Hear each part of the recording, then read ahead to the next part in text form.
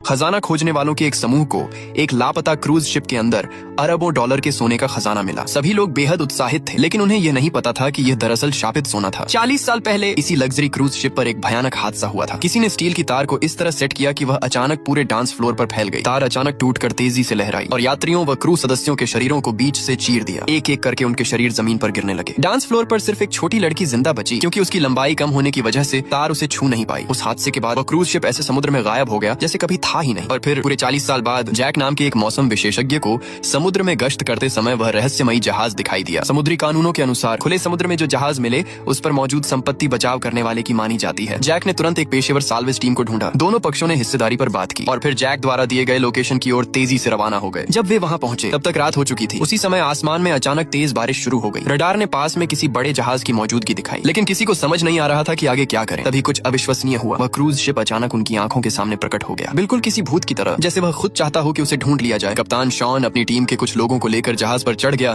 ताकि अंदर की जांच की जा सके। केबिन के अंदर झूलती हुई एक घड़ी ने तुरंत उनका ध्यान खींच लिया। टीम का एक सदस्य उसे छूने के लिए आगे बढ़ा, लेकिन अचानक घड़ी कांपने लगी, जैसे जहाज में सोई हुई आत्माएं जाग उठी हों। पास की पुरानी मेज पर टूटे फूटे खिलौनों से वेलकम लिखा हुआ था। वह आदमी पीछे मुड़ा और लगभग फर्श पर बने एक खतरनाक हिस्से पर पैर रख बैठा। खुशकिस्मती से उसके साथी ने समय रहते उसे पीछे खींच लिया। उसी दौरान अन्ना ने देखा कि एक सफेद कपड़े पहनी छोटी लड़की उसे उदासी से घूर रही है, लेकिन पलक झपकते ही वह लड़की गायब हो गई। दूसरी ओर टीम के एक सदस्य को एक इलेक्ट्रॉनिक घड़ी मिली जो 1965 में बनाई गई थी, लेकिन यह क्रूज शिप तो 1966 में ही गायब हो चुका था। इसका मतलब था उनसे पहले भी कोई इस जहाज तक पहुंच चुका था। लेकिन अगर ऐसा था तो किसी ने इस जहाज को बाहर क्यों नहीं निकाला? इन सवालों के साथ उन्होंने खोज जारी रखी।